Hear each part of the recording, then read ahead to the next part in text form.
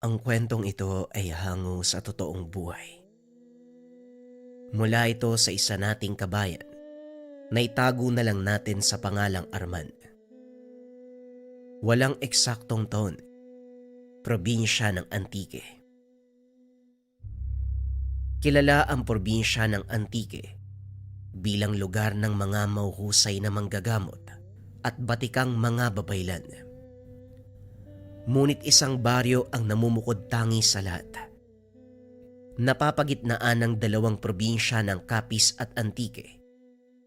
Kaya naman naging sentro ito ng lahat ng mga aktibidad kung lihim na karunungan ang pag-uusapan. Naging pugad din ito ng mga aswang dahil para sa kanila ito ang pinakaligtas na lugar. Bagaman may mga nakatirang babaylan, matiwasay ang pamumuhay ng mga tao sa lugar dahil may mga kasunduang nabuo sa pagitan ng dalawang angkan. Ngunit hindi pa rin maiwasang may makapasok na mga dayo, lalo na kung baguhang antingero ang mga ito o hindi kaya naman mga manunugis na naghahanap ng mga aswang at mangkukulam. Dito nakatira ang binatang si Arman at ang kanyang ama na si Mang Tobias. Mula sa angkan ng mga babayla ng dalawa, kilalang mahusay na mandirigmang asog noong kabataan. Ngunit kalaunan pinili nitong iwanan ang pagiging hangaway at tinutukan ang panggagamot. Walang sino man ang lumalabag sa batas ng baryo dahil minsan na silang nagpataw ng parusang kamatayan sa mga residenteng hindi sumusunod sa patakaran.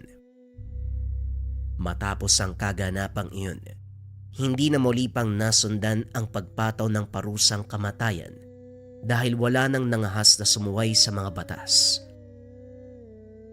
Hanggang sa lumipas ang ilang taon, bagaman sumasabay sa pagiging moderno ang baryo, hindi pa rin nawawala ang kultura ng mga tao, lalong-lalo na ang mga nakakatanda. Buti na lang, hindi ko na po naabutan ng pagpapataw ng parusang kamatayan. Kung sakali baka patong-patong ang sintensya ko. Nang mga sandaling ito, kausap niya ang ama. Isinasalaysay ang mga nangyari nung kapanahunan. Maswerte nga kayong mga huling henerasyon dahil hindi nyo naabutan ng napakalupit na panahon na yun eh. Isinilang ka 1 linggo matapos mamatay ang lolo'y sikil mo. Siya ang kahuli-huli ang naging biktima ng parusang kamatayan dahil sa pagpatay niya sa aswang na kumain ng kanilang anak. Bakit naman siya lang ang pinarusahan? May kasalanan din naman ang aswang . Huli na nang malaman ng lahat na gano'n ang nangyari. Kaya gano'n na lang ang galit ng angka natin sa mga aswang na naninirahan dito. Ito rin ang dahilan kung bakit sila sa pilitang pinalis. Dahil maaaring pagsimula ng gulo ang kanilang presensya sa baryo. Tama lang naman ang pasya ng mga namumuno. Masyadong marahas sa mga aswang at palagi nagkakaroon ng gulo. Kahit hindi ko na sila naabutan, nangingilabot ako kapag narinig ko yung mga kwento . Pero hindi magtatagal. Babalik sila para gumanti at angkinin ang baryong ito. Siguro naman handa tayo, di ba? Hindi ako sigurado. Sa panahon ngayon, nakampante ang mga taga rito dahil sa nararanasang kapayapaan. Pag-uusap ng mag-ama. Nang mga panong iyon, labas-masok na sa baryo ang mga dayo, lalo na ang mula sa syudad. Ito ang naging panibagong problema ng mga taga-baryo dahil nilalapastangan nila ang kultura at kaugalian ng mga taga-baryo. Dahil dito, hindi maiwasan ni Arman ang magkaroon ng engkwentro sa mga dayo. Minsang nakaupo ang binata sa atangan ng bahay. Napadaan ang mga namamasyal na dayo. Saktong nakasalubong ng mga ito ang isa sa nakakatandang babaylan.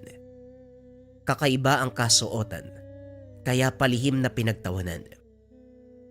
Kitang-kita ni Arman ang ginagawa nilang panglalait sa matanda.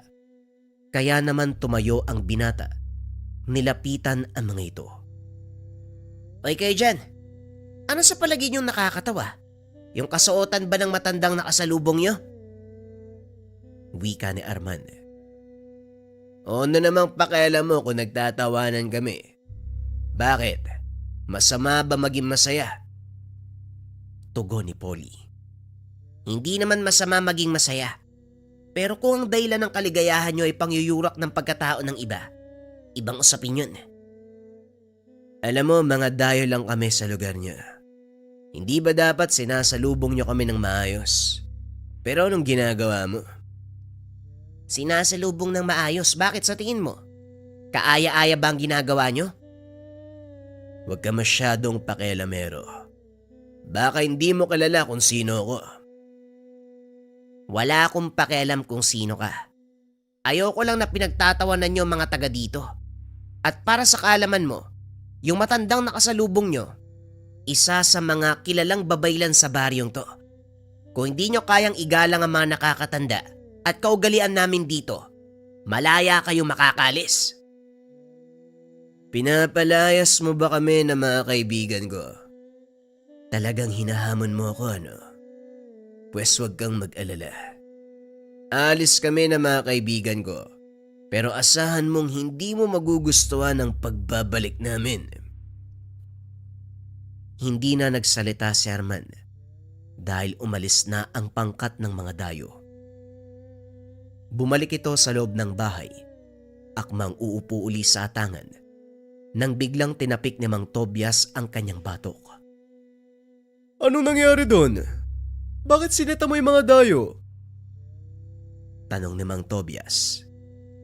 Lingid sa kalaman ng binata, pinagmamasdan siya nito mula sa bintana. Nakita ang buong kaganapan.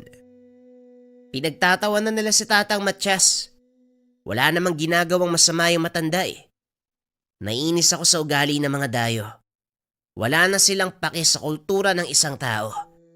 Ang mahalaga para sa kanila, makapagsaya. Nagkataon lang naman siguro.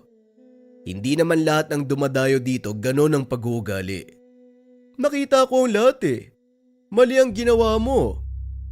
Ulitin ko pa rin yun kung sakali may makita akong kagaya nila. Hindi ako natatakot sa kanila, Tay. Kahit mabuti ang iyong hangarin, magdahan-dahan ka pa rin. Dahil minsan hindi mo alam, isa na pala sa mga matagal nating kalaban ang nakakabangga mo. Maaaring yon ang pagmula ng gulo. Anong ibig niyong sabihin, Tay? Posibleng aswang ang mga dayong yun? Hindi naman sa ganun, Arman. Ang sinasabi ko lang, kailangan mong mag-ingat. Maingat naman po ako, Tay, at isa pa. Hindi rin naman ako natatakot sa kanila. Kung sakaling aswang man ang may gawa nun, edi haharapin ko sila. Sisiguraduhin na hindi na muli makakaapak sa baryo natin. Hindi mo alam ang sinasabi mong bata ka. Sige na, magpapahinga na ako. Wika ni Mang Tobias. Inakala nito, pangkaraniwang hindi pagkakaunawaan ang naganap. Ngunit lingid sa kalaman ng Ginoo na ito pala ang pagmumulan ng muling siklab ng malaking kaguluhan. Tahimik naman ang mga sumusunod na araw. Walang nangyaring kakaiba. Pangkaraniwang araw para sa lahat ng mga taga-baryo. Ngunit biglang dumating ang pangkat ng mga kalalakihang lula ng sasakyan. Alam ng mga taga-baryo na dayo ang mga ito. Isa-isang nagbabaan ang 7 lalaki. Nagulat ang lahat nang makitang may dalang baril ang mga ito. Inakala ng mga taga-baryo na mga mangaso at upang makumpirma, nilapitan ni Mang Tobias upang kausapin. Magandang araw sa inyo. May maitutulong ba kami? Tanong ni Mang Tobias. Bumaba ng sasakyan ng isang binata. Namukha nito ni Mang Tobias. Ito ang nakasagutan ni Arman ilang araw na ang nakakalipas. May hinahanap lang kaming tao. Hindi ko naitanong ang pangalan niya, pero alam kong dito siya nakatira. Wika ng binata. Alam ni Mang Tobias na si Arman ang tinutukoy ng binatang iyon. Pero mas pinili nito na magkunwari na hindi niya alam ang nagaganap. Pasensya ka na pero kung walang pangalan, hindi ko siya maituturo sa inyo. Bakit? Ano bang atraso ng sinasabi mong binata? Ininsulto niya ako sa harapan ng mga kaibigan ko nung isang araw. Hindi ko yun matatanggap kaya ako bumalik para gantihan siya. Manong Limuel, halugugin niyo ang buong baryo. Hanapin niyo ang sinasabi kong binata. Sandali lang, Polly. Hindi natin pwedeng basta pasukin ang mga bahay dito. Kawalang gala. Sumusuway ka ba sa utos ka? Baka gusto mong malaman ng tatay ko ang ginagawa mo? Hindi naman sa ganun. Pero kailangan nating irespeto ang mga taga rito. Irespeto? Bakit? Sino ba sila? Ano ba sa akala mong tingin nila sa akin? Ngayon kung ayaw mong sumunod, madali akong kausap. Ipapatanggal kita sa trabaho mo. Walang nagawa ang lalaki kung hindi sumunod sa sinasabi ng binata. Nilapitan nito si Mang Tobias upang kausapin ng mahinahon. Ikaw ba ang pinuno ng baryo? Kung maaari sana, palabasin mo na lahat ng binata dito para makaiwas na tayo sa mas malaking gulo. Hindi akong pinuno, pero maaari ko iparating sa kanila ang gusto niyo mangyari. Sige, kung yan ang sa tingin mong makakabuti. Hindi titigil ang anak ng amo ko hanggat hindi niya nakikita yung hinahanap niya. Muling bumalik si Lemuel kay Polly upang sabihin ang napag-usapan nila ni Mang Tobias, pero hindi ito sumang-ayon. Pag-aantayin mo pa ako? Utusan ng mga taong halugugin ang mga tahanan o ikaw ang mawawala ng trabaho? Napailing na lang si Lemuel. Inutusan niya ang mga tauhan para halugugin ang mga tahanan. Nang mga sandaling iyon naroon na si Arman, kasama ang mga taong nakikiusyoso. Nakatago lang ito sa likod ng madla para hindi mapansin ni Polly. Ngunit sa kasamaang palad, napatingin ito sa kanya at dali-daling itinuro. Lemuel, yon ang hinahanap ko. Bilisan niyo, dalhin niyo siya sa akin. Hindi na inantay ni Arman na lapitan siya ng mga kalalakian. Kagad nang lumapit kay Polly. Mukhang tinupad mo yung pangako mo . O ngayon, anong gusto mong mangyari? Ang gusto kong mangyari, humingi ka ng tawad sa lahat ng pangiinsulto mo sa akin nung nakaraang araw. Hindi ako hihingi ng tawad dahil ikaw at ang grupo mo ang naunang manlait. Sa tingin mo ba, magandang pagtawanan ng mga katutubong nakatira dito? Wala akong pake kung sino o ano nakatira sa liblib na baryong ito. Ngayon habang hindi pa ako napipikon sa'yo ng gusto, lumod ka na tumingi ng tawad. At anong gagawin mo kung ayaw kong sumunod? Tanong ni Arman. Sa pagkakataong iyon ay sumali si Lemuel. Hinila nito palayo si Arman upang kausapin. Alam kong mahirap ang gusto mong mangyari, pero bilang dating taga rito, nakikiusap ako na sumunod ka na lang para wala nang mangyaring gulo. Wika ni Lemuel. Nakatakip ang mukha nito kaya hindi siya nakilala ng karamihan.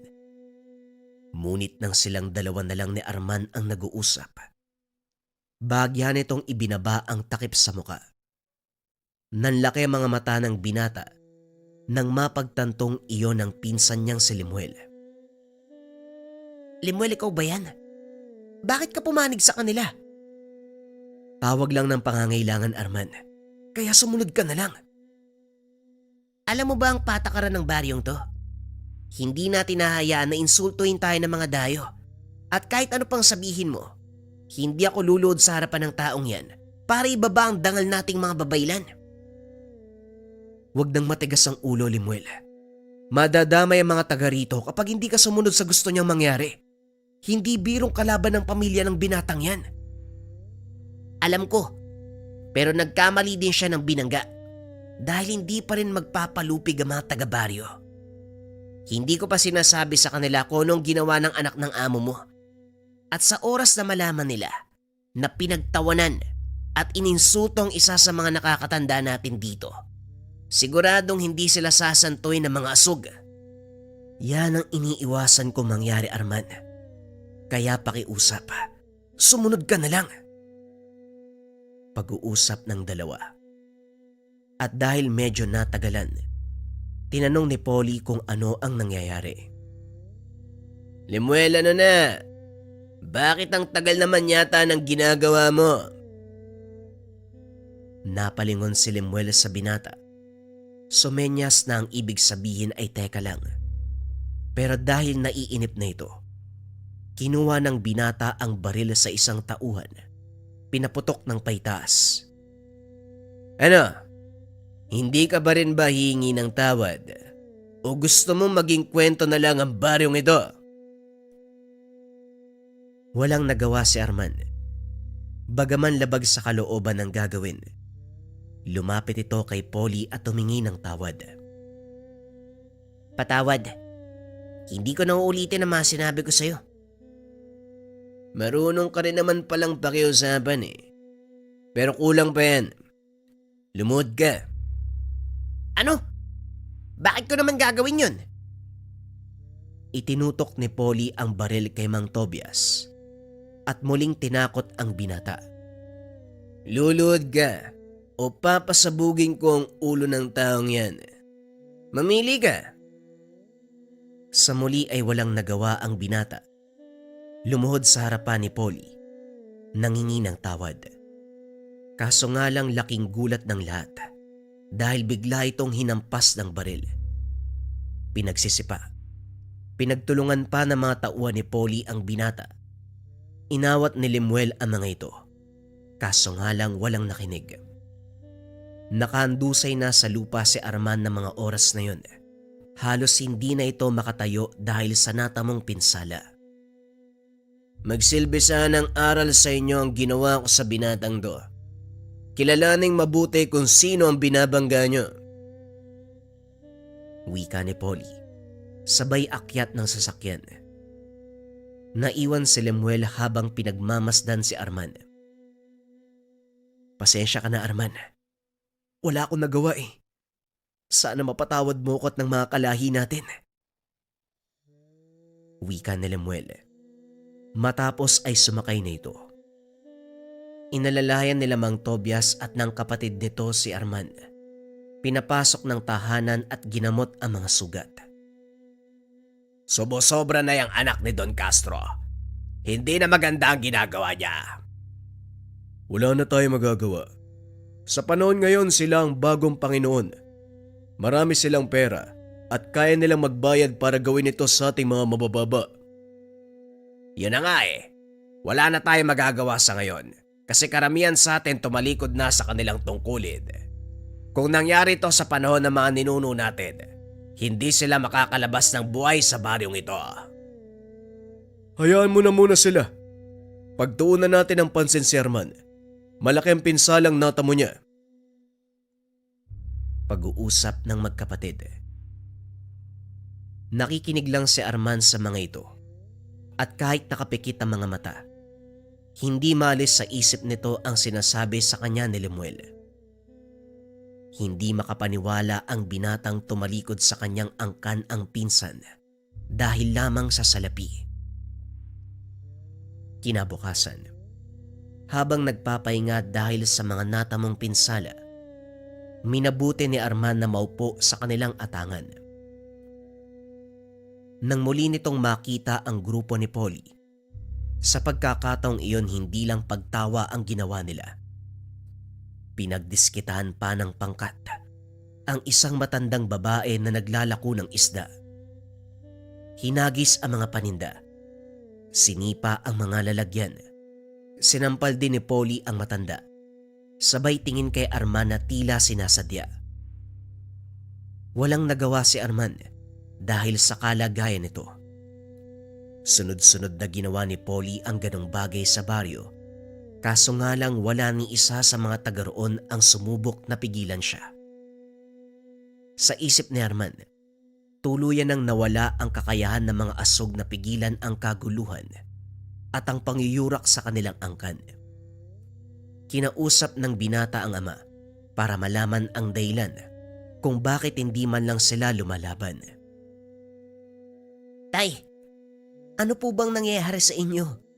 Hindi po ba isa kayong asog? Mula sa angkan na mamandirigmang babaylan. Pero bakit hindi mo maipagtanggol ang baryo? Hindi ganun kadali ang sinasabi mo, Arman. Oo, isa ako mandirigma. Pero kailangan ko pa rin sumunod sa ipinag-uutos ng ating mga pinuno. Masakit din sa akin makitang ginaganyan ng ating mga kababaryo. Pero kailangan nating mag-intay ng tamang pagkakataon. Gaganti tayo. Pero hindi ngayon, Arman. At kailan yun, Tay? Kapag wala nang natira sa atin. Sana hinayaan nyo akong lumaban eh. Hindi sana tayo nalagay sa ganitong sitwasyon. Wika ni Arman. Paika-ika itong lumabas ng tahanan. Pumunta sa bahay ng chewing si Takyo upang magsabi ng hinanakit sa ama. May punto naman ang sinasabi ng tatay mo. Hindi tayo pwede magpadalos-dalos, Arman. Hindi pwede magpadalos-dalos o talagang naduduwag na kayo. Pasensya na. Kung wala kayong gagawin, ako ang kikilos. Wika ni Arman sabay talikod sa chewing. Hindi na nito pinigilan pa ni Takyo dahil nauunawaan nito ang galit ng binata. Gayunpaman, gaya ng karamihan kailangan niyang sumunod sa payo ng mga nakakatanda. Lingid sa kalaman ni Arman na may namumuong plano ang mga natitirang mandirigma sa baryo. Ilang araw pa lang ang nakalipas. Tuluyang bumuti ang kalagayan ng binata. Inantay nito ang pagbabalik ng grupo ni Polly. Ngunit walang nagpakita ni isa sa kanila. Naging mapayapa ng ilang araw ang baryo hanggang sa muling bumalik ang pangkat ng mga dayuhan. Sa pagkakataong ito, kasama nila ang ama ni Polly, si Don Castro. Ito ba ang baryong sinasabi sa akin ni Polly Lipuel? Hindi ba taga dito ka din? Opo, Don Castro. Pero matagal ko nang iniwan ang buhay sa lugar na to. Ganun ba? Tama si Polly. Maganda nga ang lokasyong to para pagtayuan ng negosyo. Napapagitnaan ng dalawang probinsya ang baryo. Parehong saka ang kinapubuhay. Siguro, magpapatayo tayo dito ng sentral.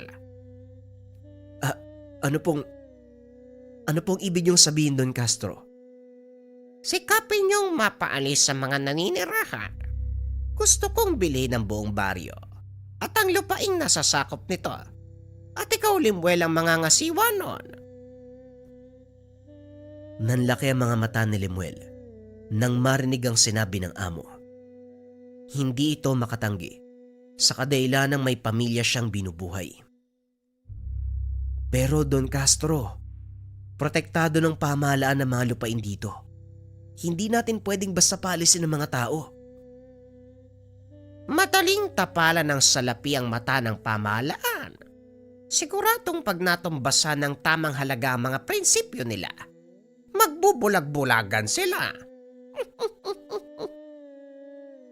Kung yan po ang gusto nyo, hayaan nyo po muna akong kausapin ng mga taga dito. O sige, pero tandaan mo, Limuel, ayokong pinag-aantay ako. Mainipin akong tao. Alam mo yan. Maliwanag, Don Castro. Ako na pong bahala. Matapos ang pag-uusap, iniwan na ng amo si Limuel sa lugar upang makipag-usap sa mga tao. Ang una niyang pinuntahan ay si Takyo.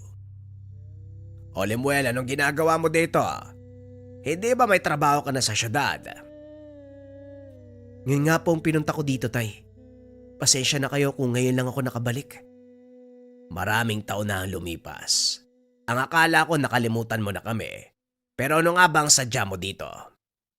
Nagtatrabaho po ako kay Don Castro, tatay. Pinapunta niya ako dito para ipagbigay alam sa inyo na bibili niya ang lupa. Nagbibiro ka ba? Alam mong protektado tayo ng pamahalaan at walang sino man ang pwedeng umangkin ng lupay natin. Yan nga din po ang sinabi ko sa kanya eh. Pero alam niyo po kung gaano makapangyarihang tao yun. Makukuha niya ang anumang naisin sa pamamagitan ng pera. Kung ganon, nandito ka para paalisin ang sarili mong angkan sa lupang tinubuhan natin. Nababaliw ka na ba, Lemuel? Nasaan ang dignidad mo? Pasensya na po, tay, pero ginagawa ko lang ang trabaho ko. May pamilya akong binubuhay. Bahala ka sa gusto mong gawin. Pero alam mong hindi ko susuportahan ang mga gusto mong mangyari. Sa oras na malaman pa ito ni Tio Tobias mo, siguradong malilintikan ka. Nauunawaan ko po. At alam ko yung pinaglalaban niyong karapatan sa lupang to. Pero sa tingin ko, walang saysayang magbuwis ng buhay, tay. Alam mo, Lemuel, walang patutunguhan ng usaping ito. Umalis ka na, bago pa kumulo ang dugo ko sa'yo. Umalis si Lemuel sa harapan ng ama. Papunta sana sa bahay nila Mang Tobias. Ngunit napahinto ito nang makita ang grupo nila Polly na papasok sa baryo. May dalang baril. Pinagbabaril ang mga nakatambay na taga-baryo. Polly, anong ginagawa mo? Bakit mo pinapatay yung mga taga dito? Uy! Nandito ka rin pala. Nainip na kasi si tatay. Kaya ako na ang kumilos, masyado ka mabagal. Wala pang 2 oras yung binigay niya sa akin na utos. Alam mo ba kung anong ginagawa mo? Maaaring mag-ugat ng malaking kaguluhan at madadamay pa pati ang tatay mo. Pag-uusap ng dalawa. Maya-maya ay lumabas si Mang Tobias at Arman dahil sa narinig ng mga putok ng baril. Anong nangyayari? Lemuel, anong kaguluhan to? Bakit may mga sugatan? Teka, ikaw na naman. Talagang hindi ka titigil, ano? Dinampot nito ang kaperasong patpat at sinugod si Polly. Dali-dali itong nagtago sa likuran ni Lemuel. Sandali lang, Arman. Magulos dili ka. Pag-usapan natin to. Pag-usapan? May mga namatay na, Lemuel. Sa tingin mo, may makikinig pa sa'yo? Tignan mo ang mga kababaryo natin. Handa na silang pumatay. Matapos lang ang kaguluwang ito. Hindi ko ginusto ang kaganapan, Tio Tobias. Kaya pakiusap. Pigilan niyo mga kababaryo natin. Pasensya na, Lemuel. Pero panahon na para mamili ka ng papanigan. Dahil hindi na kami mananahimik. Laking gulat ni Lemuel nang biglang ilabas ni Mang Tobias ang kanyang tungkod. Alam na nito ang susunod na mangyayari. Nilingon niya ang mga kasamahan ni Polly. Isa-isang bumagsak ang mga ito. Lemuel, anong nangyari sa mga tauhan ko? Bakit sila hinimatay? Ito na ang sinasabi ko sa iyo, Polly. Hindi lang kayo maaapektuhan, kundi maging ang tatay mo. Tanggapin mo ang sumpa ng mga babaylan. Naglakad palayo kay Polly si Lemuel. Hinayaan na pagtulungan ng mga taga-baryo. Halos hindi makilala ang dayo. Tadtad ng sugat mula sa mga taga ang mukha ng mga ito. Pinutulan pa ng ulo ni Mang Tobias ang binatang anak ni Don Castro. Inutusan si Lemuel na ibalik ito sa kanyang ama. Dahil sa kaganapan, napasugod ang Don sa baryo. Hindi pa man ito nakakaapak sa bukana, natumba na ito sa kinakatayuan. Pasensya na, pero hindi ko hahayaan na makapasok ka pa sa baryong ito. Kung saan ka man nadapa ngayon, yan na magsisilbi mong libingan. Itinaas ni Mang Tobias ang hawak na tungkod. Unti-unting nilamon ng lupa si Don Castro. Yan ang napapala ng mga taong gahaman sa kayamanan. Magsilbi kang pataba sa lupang gusto mong angkinin. Naging laganap sa mga karatig bayan ang nangyari sa mag-amang Don Castro at Polly. Simula noon, wala nang nangahas na mambastos o manggulo sa baryo. Nagbalik din sa dati nitong tahanan si Lemuel. Piniling mabuhay ng simple. Dahil sa kaganapang iyon, nasaksihan ni Arman ang natatagong kapangyarihan ng mga asug o mandirigmang babaylan. Kabilang dito ang kanyang ama na si Mang Tobias, na sa paglipas ng panahon, nanatili sa puso ng mga taga-baryo ang pangyayari. Bagaman wala na si Mang Tobias, hindi kinalimutan ng mga tao na minsan silang naipagtanggol ng mga asug mula sa maalamat na baryo ng mga babaylan. Dagdag kaalaman para sa lahat. Ang mga asug o mga lalaking babaylan parehong may kakayahan sa panggagamot at pakikipaglaban. Pili ang ganitong katangian, kailangan dumaan sa matinding pagsasanay bago itanghal na isang totoong asug. Ang kwentong ito ay hango sa totoong buhay. Mula ito sa isa nating kabayan na itago na lang natin sa pangalang Kapitan Diego. Taong 1970, Mindanao. Talasan ng mga mata. Tandaan nyo, hindi lang mga tawang dumaraan sa bahaging ito. Maraming mapanlinlang. Pwedeng makasagupa tayo ng maligno na nagkakatawang tao. Ang malala, aswang na nagpapanggap bilang ordinaryong magsasaka. Wika ni Kapitan Diego sa mga kasama. Mga baguhan, unang beses pa lamang sa ganitong gawain. Pinamumunuan ni Kapitan Diego ang maliit na pangkat. Hindi masasabing mga rebelde dahil hindi naman kumakalaban sa patakaran ng pamahalaan. Ang tanging dahilan ng pagbuo ng grupo, pagtalikod sa sariling pamilya para gawin ang anumang naisin nang walang nangingialam na magulang. Sa katunayan, dating kasapi ng lokal na pulisya itong si Kapitan Diego. Pero dahil hindi nagkasundo na makasama at hepe, napilitang talikuran ang tungkulin at mamundok. Dito siya namuhay. Hindi nagtagal kinupkop ang mga kabataang napariwara. Ginabayan, sinanay sa pakikipaglaban upang may pangtapat sa mga rebelde na nagkalat sa paligid.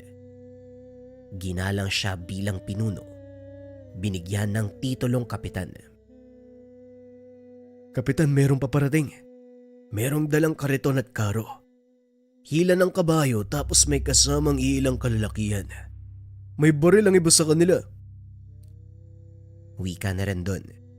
Matapos mapansin ang mga taong papalapit sa bukana. Nagsikilos ang lahat. Kanya-kanyang pwesto upang makabuelo kung sakaling matunugan ng kalaban ang kanilang presensya. Hindi nagtagal, unti-unting natanaw ang posisyon ng mga kalalakihan. May dalang armas ang nasa unahan at hulihan. Ang kariton ay walang kargang mga sako. Samantalang ang karo ay hindi makita ang kargamento dahil tinakpan ng dahon at damo. Kaagad nagbigay ng senyales si Kapitan Diego. Bigla itong huminto. Inantay nila ang susunod na galaw. Nang mapansin ang kilos, walang pagdadalawang isip na humudyat sa mga tauhan. Kahit maraming armas ang kabilang panig, wala ring nagawa nang mabilis na maitutok ang patalim, hawak sa leeg ang mga ito. Magiging payapa ang gabing ito kung ibababa nyo ang inyong mga sandata. Pero kung meron sa inyo na maglalakas ng loob na kumalabit ng gatilyo, dadanak ang dugo sa lupang ito. Mahabang katahimikan ang namayani sa pagitan ng dalawang grupo. Parehong alisto. Nag-aantay lang kung sino ang unang kikilos. Sa kabila ng sinabi ni Kapitan Diego, walang nagbaba ng armas kahit may nakatutok na patalim sa leg. Hindi nagtagal nagsalita ang lalaki na may puting buhok. Hindi mo yata ako nakilala, Diego. Malaki na ang pinagbago mo. Nung una, ikaw lang mag-isa ang nakabang sa daanang ito. Ngayon, marami na kayo. Mga bata, ibaba ang mga armas.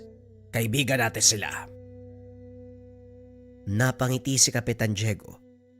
Nagbigay ng hudyat sa mga kasama na ibaba ang mga patalim. Nakilala niya ang lalaki pagkatapos matanggal ang takip sa muka. Fernan, ikaw pala yan.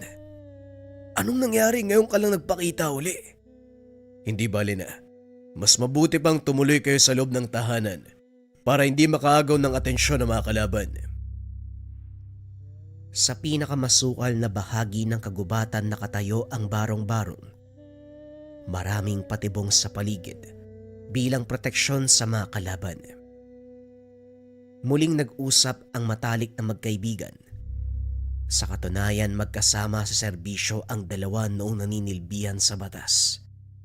Sabay ding nagbitiw nang hindi na masikmura ang kalakaran. Naghiwalay noong umuwi ng probinsya si Fernan. Matagal na panahon na hindi nagpakita, kung kaya't inisip ni Kapitan Diego na posibleng patay na ito. Hindi ako nakauwi sa amin dahil nakaengkwentro ko sa daanan yung tulisan na binangga natin noong minsang nasa operasyon pa tayo.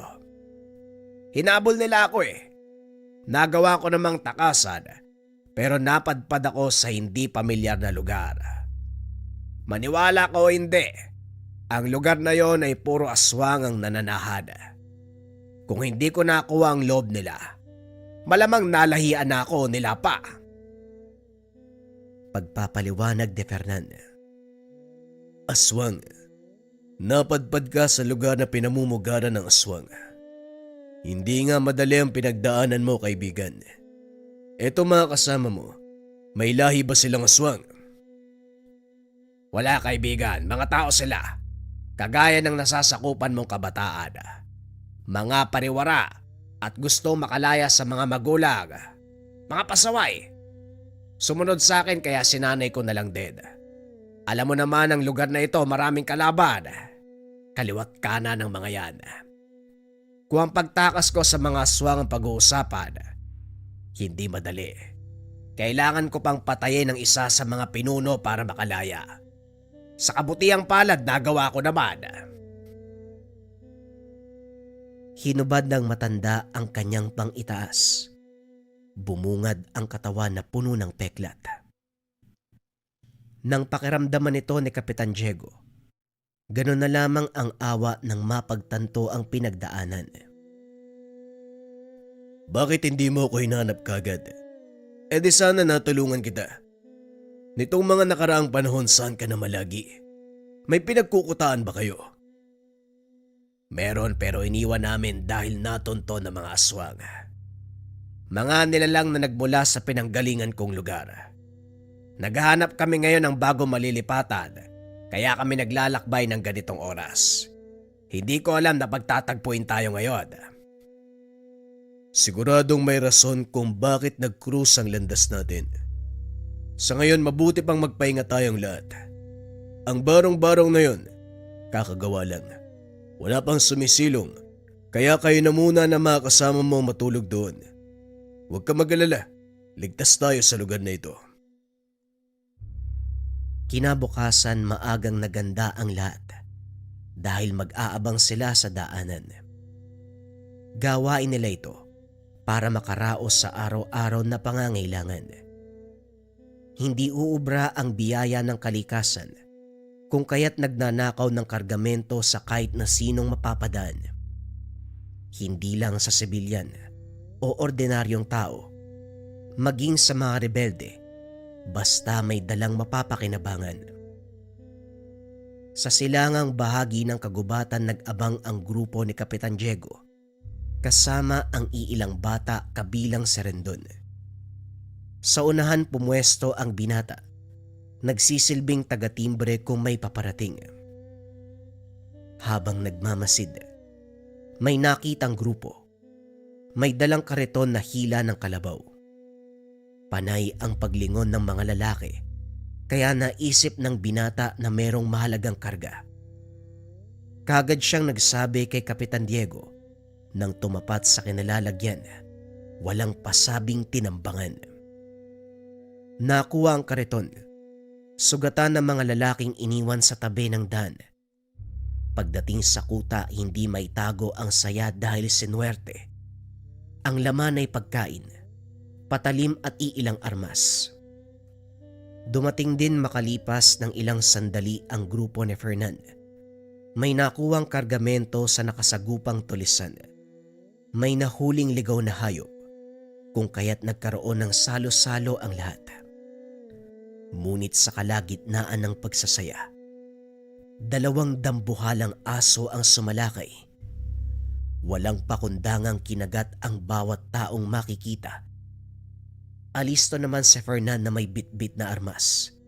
Pinasabog ang ulo ng nilalang. Si Kapitan Diego ang sumuri dito. Hindi makapaniwalang may lahing aswang ang mga ito. Habang tumatagal, unti-unting nakilala uli si Fernan. Sandali, parang nakita ko na mga asong to. Naroon sila sa lugar na pinamumugaran ng mga aswang. Siguradong inutusan ng mga hayop na to upang hanapin ako. Siguradong tama ka, kaibigan. Mga bata, huwag pa isa-isa kung maglalakbay. Dapat palagi may kasama. Hindi natin alam kung meron pang nakabang sa tabi. Sa pagkakataong ito, hindi nagpakampante si Fernan at Kapitan Diego. Kanya-kanyang bantay sa mga nasasakupan sa paligid. Nang mga sumunod na gabi, matyagang nag-abang sa iba't ibang daan ng grupo. Sa kabila ng banta ng aswang, tuloy pa rin ang operasyon dahil sa dami ng miyembro. Lumaki ang kanilang pangangailangan. Sa puntong ito ay may dumaan, mga magsasakang kalalakian. Habang papalapit sa kinalalagyan ni Kapitan Diego, ay siya namang pag-init ng tangan. Dali-daling pinatras ang mga binatang kasama.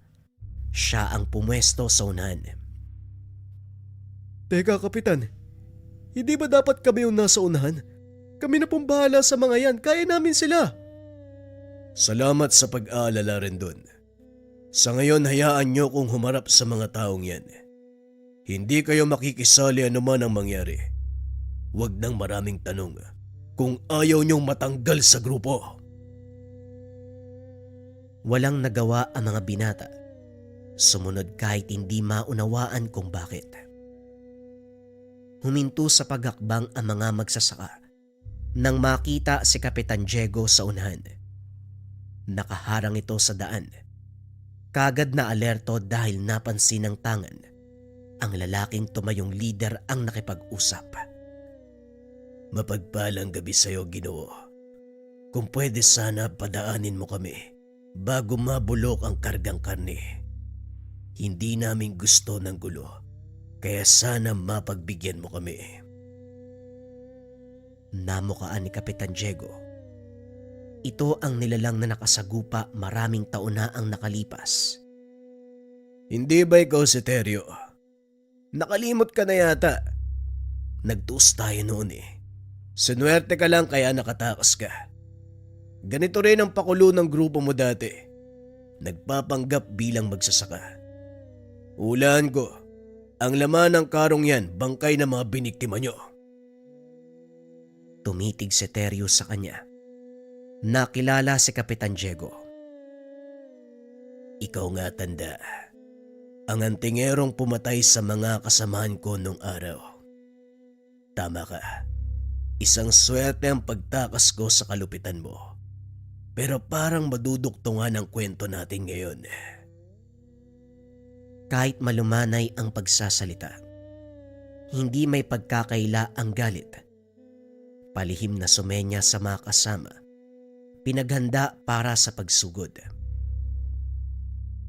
Mas mainam na rin ang ganito nang mapatay na kita. Hindi ko pa nakakalimutan ang ginawa mo sa mga sibilyan. Walang awang biniktima. Marahil ako ang taong nakalaan upang tapusin ang buhay mong hayop ka. Bumunot ng patalim si Kapitan Diego. Sinalubong ang umataking aswang. Pinakitaan niya kagad ng gilas. Walang kahirap-hirap na pinaslang ang unang sumugod. Tumiimbagang Seterio nang makitang pinaglalaroan lamang ng kapitan ang mga kasama. Napabuntong hininga habang nakatingin sa nakahandusay na katawan. Asan ang iba mong kasama? Hindi mo ba papalabanin o naduduwag ka? Tao lang ako kagaya ng mga biniktima mo. Kaya ano pang inaantay nyo? Tumitig ng masama si Teryo. Walang balak na lumaban kaya gumawa ng paraan para makatakas. Ginamit ang bilis. Nagpalit ng anyo bilang aswang at saka dali-daling lumayo sa lugar. Hindi na hinabol pa. Nakitang gumagalaw ang nasa loob ng karo. Ang biktimang nakasilid sa sako. Dinala sa kuta upang magamot. Nailibing na po yung kasama ng babae. Hayop talaga yung mga aswang na yun. Buntis po ang isa sa mga biktima. Pati batang walang kamuang-muang nadamay. Wika na rin doon. Nang makabalik sa barong-barong kung saan inasikaso ni Kapitan Diego ang babaeng sugatan. Swerteng nakaligtas sa kamatayan. Kaya nga palagi kong sinasabi na maging alisto sa tuwing mag-aabang sa daan. Maraming aswang ang nagkalat. Nagpapanggap na magsasaka. Yung pala bangkay ang karga. Bakit po pala sila nagbabalat kayo bilang aswang? Pwede naman silang maglakad gamit ang mismo mukha nila.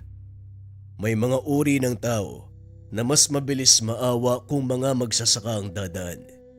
Sinasamantala nila ang pagkakataon na yun.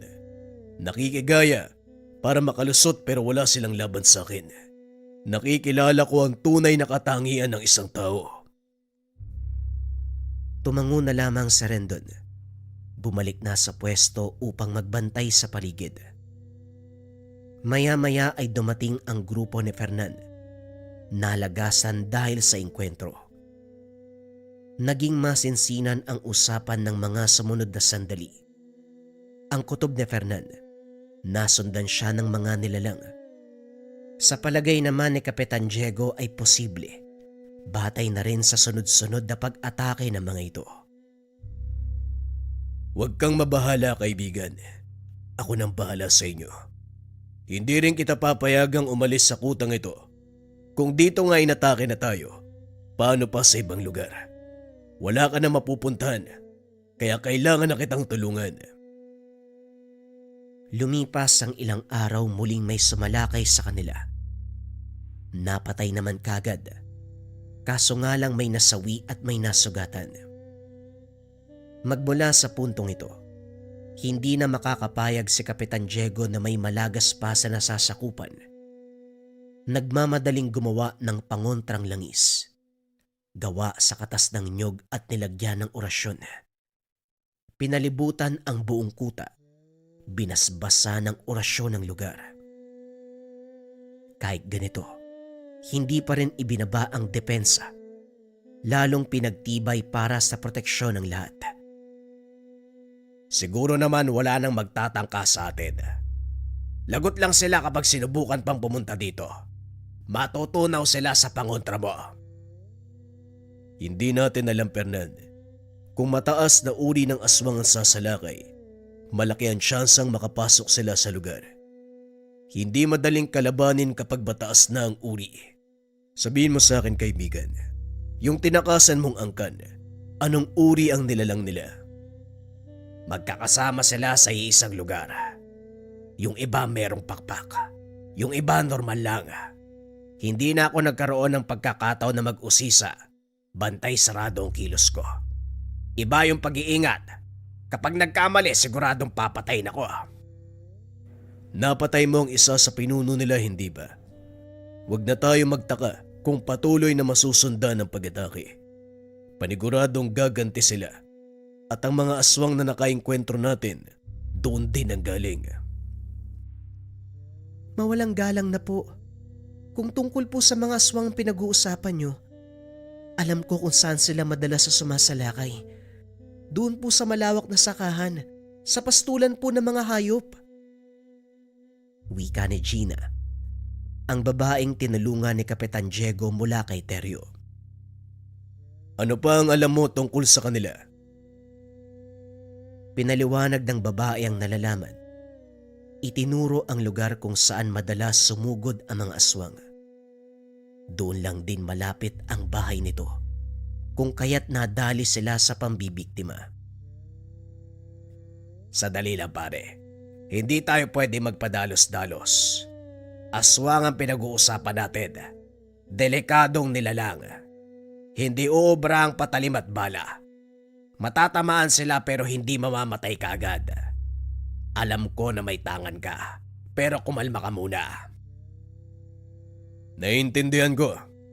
At isa pa, hindi ko gagawin to para sa mga magsasakang biktima, kundi para sa'yo at sa tauhan nating nadamay. Napabuntong hininga si Fernan.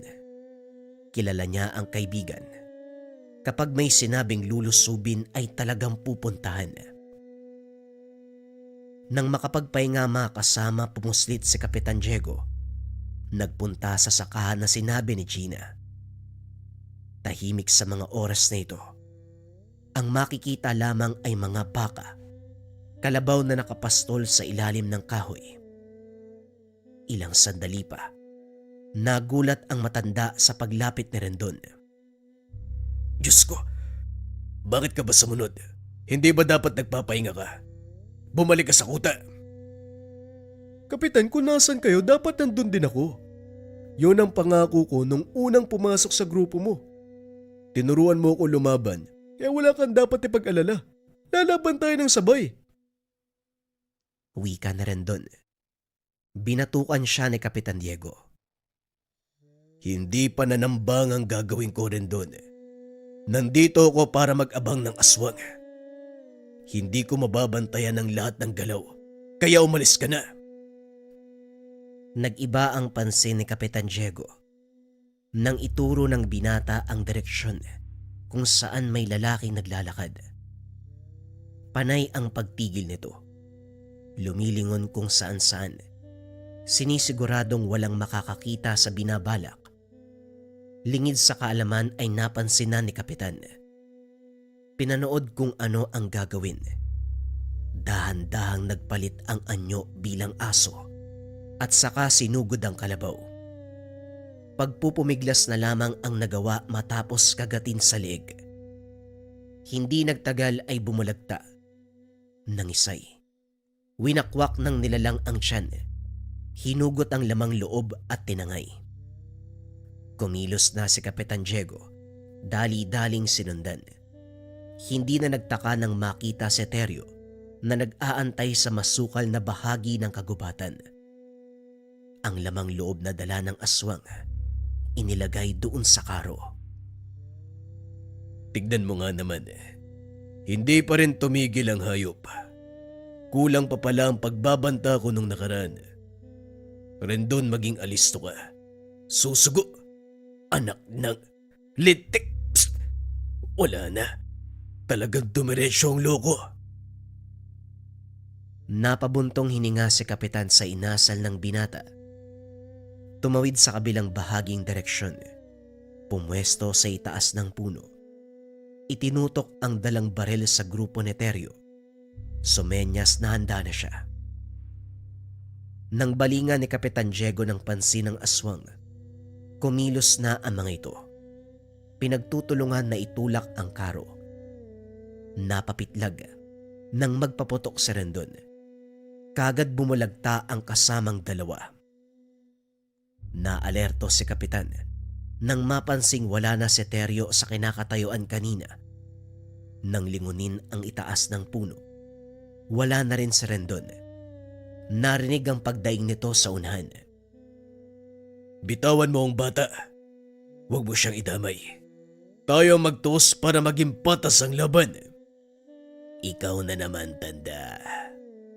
Wala kang kadala-dala. Palagi kang lumilitaw.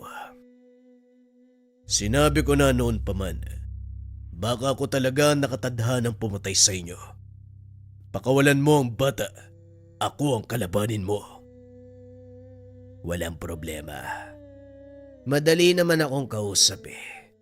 Bibigyan ko lang siya ng kaunting sugat. Lalong napadaing si Rendon ng kagatin sa balikat. Nilunok pa ni Teryo ang laman. Itinulak sa tabi at saka hinarap si Kapitan Diego. Bahagya lang ang pagbabago ng itsura ni Teryo. Makikilala pa rin ang anyong tao. Naging itim ang mga mata. Humaba ang mga kuko. Tumulis ang mga ngipin. Dali-dali niyang sinugod si Kapitan Diego. Nagpaulan nito ng kalmot pero mabilis na tinapatan ng antingero. Sinalubong ng taga. Hindi natigilan hanggang sa bumulagta. Parang kinatay na baboy. Hihiwalay ang mga braso't hita at saka hinayaang pagpiesta ng mapangas na asong gubat.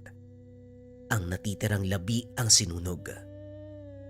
Bumalik sa kuta para mapagtuunan ng pansin ang sugat ni Rendon. Maluba ang kalagayan dahil sa lalim. Nakikita ang buto sa balikat. Nilapatan ng paunang lunas, lana at dasal. Nung una ay umayos ang sitwasyon. Inasahan pa ng matanda na gagaling ang binata. Pero laking gulat ng mga sumunod na oras dahil nalagutan ng hininga. Nagluksa ang grupo dahil sa nangyari kay Rendon. Hindi napigilan ni Kapitan Diego ang magbuhos ng damdamin. Sinisi ang sarili kung bakit hindi nailigtas ang binata. Diego, hindi mo ginusto ang nangyari, kaya tama na ang pagsisi sa sarili. Hanggang dito na lang talaga ang buhay ni Rendon.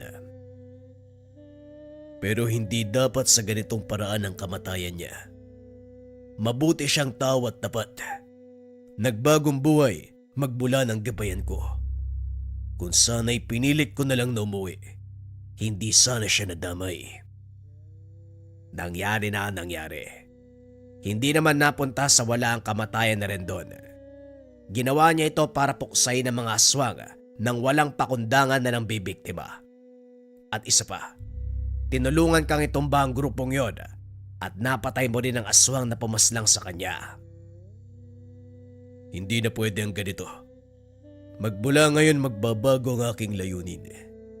Hindi lang paggabay at pag-alaga sa mga binatang nasasakupan.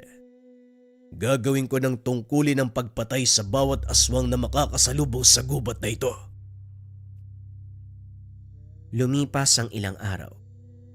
Saktong natapos ang paglibing kay Rendon. Grupo ng aswang ang sumalakay. Nagkatawang tao. Pinatay ang iilang tauhan ni Fernan. Bumalik sa lugar na pinamumugaran ng aswang sa Fernan. Napag-usapan nila ni Kapitan Diego na lusubin upang matigil na ang pambibiktima. Ito muna ang nagpakita. Nagtago sa malapitan sina Kapitan at makasama. Sinalubong ni Fernan. Pumalibot kagad ang mga nilalang sa kanya. Nagkatawang tao pa ang mga ito pero masama pa rin ang titig. Sa wakas, ikaw na nagkusang magpakita sa amin. Matapos ang ginawa mo sa asawa ko, gustong gusto kitang patayin. Sandali lang, Isig. Baka nakakalimutan mo kung paano kong pinatay ang asawa mo. Tinadtad ko ng pinong-pino ang katawan niya. Subukan mo kung saktan. Dadanasin mo ang ganong kamatayan. Kagad pinigilan ni Fernan ang tangkang pagsugod ng matanda. Sabihan mo ang mga animal na yan na huwag magkakamaling sumalakay. Baka maging katulad nito. Wika ni Fernan. Sabay bagsak ng katawan ng sumalakay na aswang. Napatras ang mga ito. Maging si Ising ay nasindak. nang makita ang gutay-gutay na katawan. Ito ang magiging kapalaran ng isa sa inyo kapag hindi nyo ko tinigilan. Mabait akong tao, pero ang kasama kong antingero ay hindi. Kaya ako na mismo ang magsasabi na tantanan nyo ko. Marami ang madadamay. Ano pa ba ang silbi ng paghabol sa akin? Gusto nyo bang patayin ko kayong lahat? Itulad sa namayapa niyong pinuno.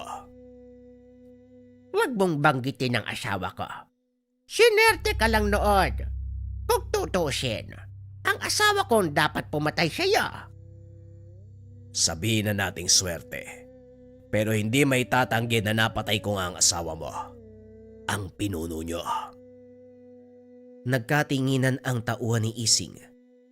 Mga mata lang ang pinakilos, pero alam ni Fernan ang ibig sabihin. Sumenyas din kina Kapitan Diego dahil sa galaw ng mga ito. Hindi nalalayong susugod at ito na nga ang nangyari. Pinagtulungan si Fernan, napuruhan dahil sa sabayang pag-atake. Dali-dali namang sumaklolo si Kapitan Diego. Inilayo sa lugar ang kaibigan. Ganon din ang ibang kasama na nasugatan. Marami ang aswang. Hindi sanay sa ganitong engkwentro, kung kaya't pinayuan niyang magsialis sa mga ito. Nagpaiwan siya. Hinarap ang kalaban. Sino ka naman? Isang antingero. Sigurado ka ba sa desisyon mo? Minsan ang dinayo ng antingero ang lugar na ito. Hindi na nakauwi. Dito pinaglamayan. Huwag kang makisali. Kaibigan ko si Fernan. Hindi ako nang himasok sa inyo. Ako mismo nagsabi kay Fernan na uubusin ko ang lahi nyo. Kagad pinigilan ni Ising ang tauhan. Lumakas ang epekto ng tanga ni Kapitan Diego na unti-unting nagpasakit ng ulo. Nararamdaman mo na ba ang lakas ng tangan ko kahit hindi pa tayo nagsisimula? Kung sana'y hinayaan nyo na lang si Fernan, hindi na tayo aabot sa puntong ito. Kaso talagang sinundan nyo pa. Sa pagpapadala mo ng nilalang na maghahanap sa kanya, marami ang nadamay. May namatay sa mga binatang nasasakupan ko. Nandito ako para iganti sila at tapusin ang kasamaan niyong lahat. Sino ang mauuna? Parang takot kayo sa patalim ah. O sige, magmano-mano tayo. Itinarak sa lupa ang itak. Kaso nga lang wala ni isang nagtangkang lumapit.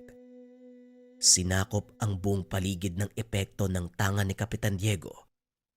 May ilang humandusay dahil sa lakas ng puwersa. Muling dinampot ni Kapitan Diego ang itak. Pinapanood ang aswang na nagdurusa. Dito niya inilabas ang mutyang tangan. Batong kidlat. Minsan lang ginamit ang buong lakas. Kagad niyang hinawakan sa leeg si Aling Ising. Pasensya naman ang mukhang susunod ka sa yapak ng asawa mong yumao. Pinugutan nito ng ulo. Binalingan din ng pansin ang ibang nagbabalak tumakas. Ginilitan ng leeg. Pinutulan ng mga braso at binti. May nanlaban. Kaso walang binatbat sa lakas ng antingero. Makaraan ng ilang sandali, wala ni isang nabuhay. Itinipon ng lahat ng bangkay. Bumalik ang grupo ni Fernan para tumulong sa pagsunog. Pinanood na maging abo ang mga katawan. Umalis na rin sila pagkatapos dahil napansin ang paglapit ng mga rebelde. Magmula sa araw na napaslang ang angkan, guminhawa ang buhay ni Fernan. Tuloy pa rin sa pamumundok ang grupo. Pero sa pagkakataong ito, nabawasan ang iisipin dahil wala nang tumutugi sa kanya. May dinagdag din sa pagtuturo si Kapitan Diego. Sa kabila ng matagumpay na pagpaslang sa mga nilalang, meron pa ring gumagala sa paligid. Ibinuhos ng antingero ang oras sa pagtuturo ng pamamaraan kung paano paslangin ang aswang. madali namang nakuha ng mga binata. Si Fernan sa kabilang banda, kinargahan ng pangontra ang bala ng armas. Malaking tulong ang pamamarang ito. Ng mga sumunod na engkwentro, kahit ang mga binata lang ang mapalaban, marunong at alam na ang gagawin. Bawat isa sa kanila ay naging mahusay dahil sa kombinasyon ng pagtuturo ni Kapernan, pati na rin ang binansagan na kapitan ng kabundukan, si Kapitan Diego, na mamamatay aswang.